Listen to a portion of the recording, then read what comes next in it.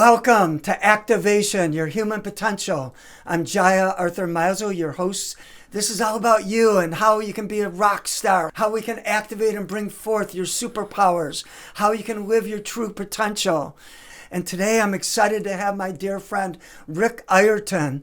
And Rick is an author, an inventor, a teacher, and he wrote this outrageously cool book, Chakrakey, which is a key for humanity. Rick, share a little bit about yourself and how you became who you are with your authorship of Chakrakey. Hi, Jiah. So good to be here with you. Yeah, I've been so fortunate. From my perspective, I've had like the best set of jobs in the world. Early on, some guys hired me to market their wave machine for water parks, and that was so much fun. And from there, I went on to build these big fiberglass waves with a surfboard in it, and people would take their picture on the surfboard, and lots of fun there. And from there, I went on to invent a skateboarding brake, because I've always been a skateboarder. Nice. And the downhills can be kind of dangerous. So came up with a real nice conduction brake system for skateboarding. And then shortly after, about 10 years ago, I found love. And Yay. I started exploring, okay, what's this idea with love and what the heck is love? I went on to find some symbols that help us understand love and our chakra system. That's so awesome, Rick. You went from inventor to author to teacher, and you discovered love, and then you wrote the Chakrakey. What an awesome book, A Key for Humanity.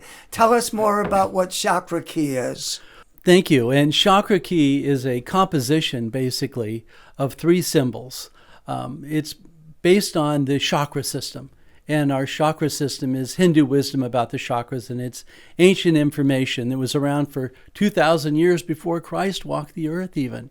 What I noted when I was searching the chakras was that there were 7 chakras, and then I noticed that there were 7 branches on the menorah.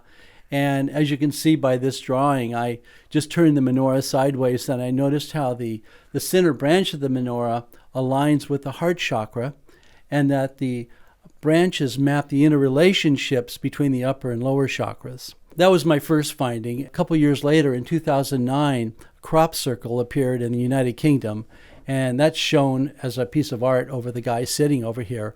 And I noticed that that was another image of the chakras. Both symbols provide us with different information about our energy body, of which we basically have no information about, but is the essence of who we are. Nice. Yeah. Awesome, Rick. Tell me more about Chakrakey. Each symbol gives us a unique body of information. And what the menorah tells us that's so important is it shows us how our Creator made us to live in balance. And there's a balance between the root chakra and the crown chakra. And it's kind of, you think about your car, how it doesn't run so well if the car's not grounded. And you need to have a positive and negative. And the basic aspect of who we are is that we've got a positive and negative connection. There's all kinds of empowerment information we can use by understanding the connection between the root and the crown chakra.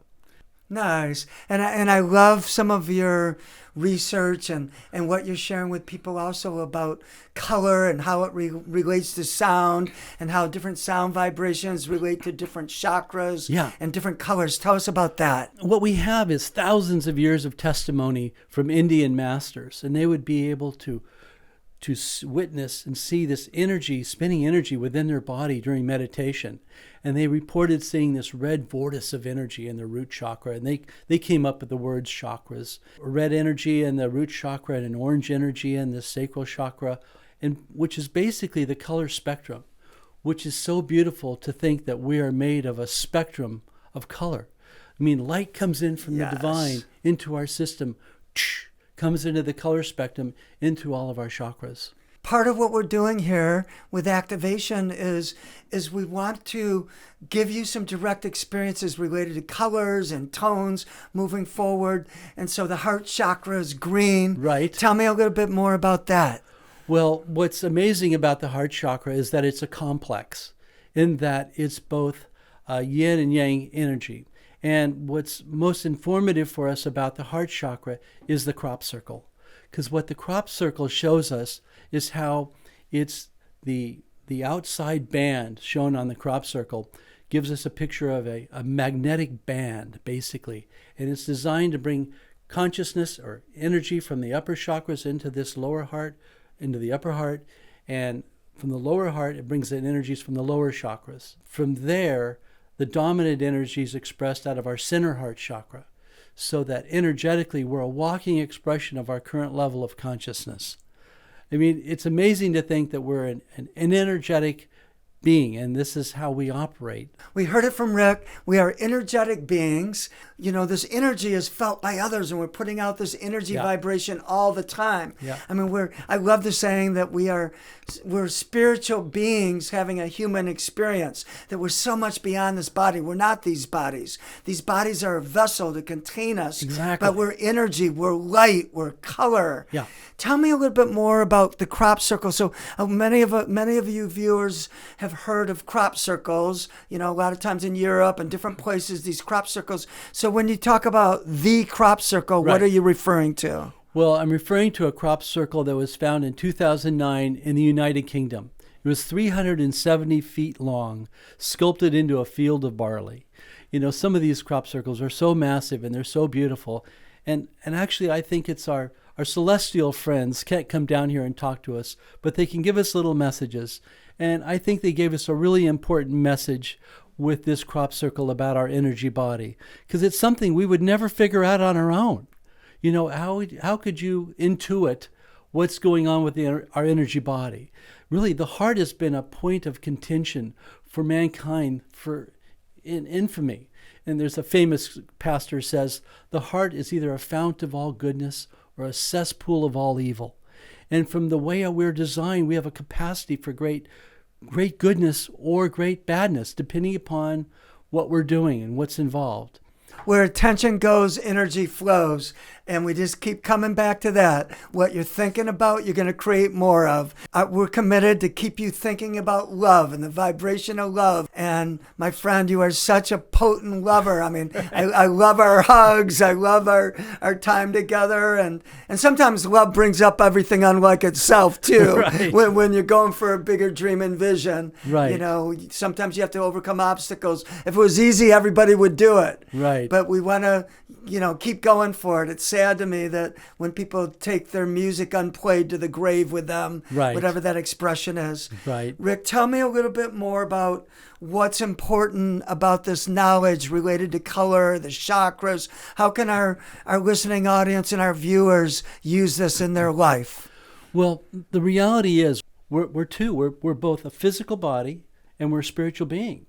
And the idea is that what we feed is what grows. And because we live in the physical realm, we tend to feed these physical drives for survival, sex, pleasure, and power.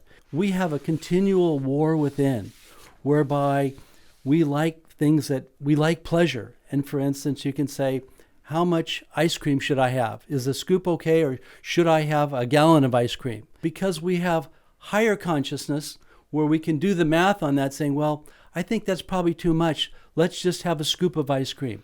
So therefore, we can just settle for a scoop of ice cream. But the thing is that in our nature, our goal is to be this organic expression of love that's filled with balance. So balance is the key for us here. And so in the yin and yang nature, you would just be fighting. You would just be, I want it too hot or too cold. But the way we're designed, we have this structure within us where we're able to dial in on that perfect 72 degrees of temperature or whatever it might be. So in this way, we're the alchemists, that we're able to take in things in our realm and bring it into harmony and into perfect balance. And then what's the key for people to how do they get more into a loving space, into their heart chakra more? Well, the thing you said is so true. Where your attention goes, your energy flows. And so we want to be able to manage our attention. And actually, we're able to kind of step outside of ourselves and do a little analysis and say, okay, Rick, where are you today? And when you're down a little low, you can say, okay, well, I'm going to bring myself up into the heart chakra. You can control ourselves. And just a great little thing you can do at home just to raise your energy is just to put your hand over your upper heart chakra. It's located right about here.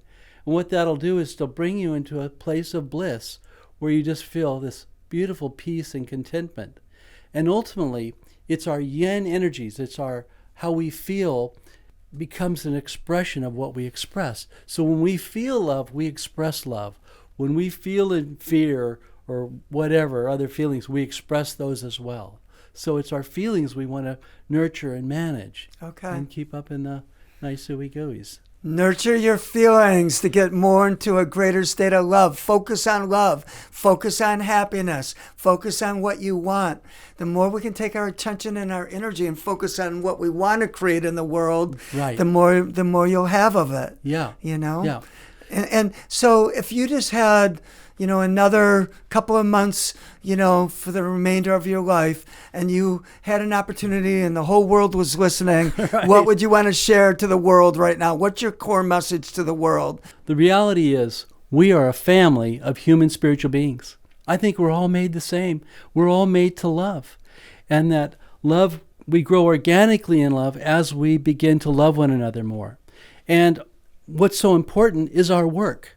When I buy something from you at a fair price, that is love.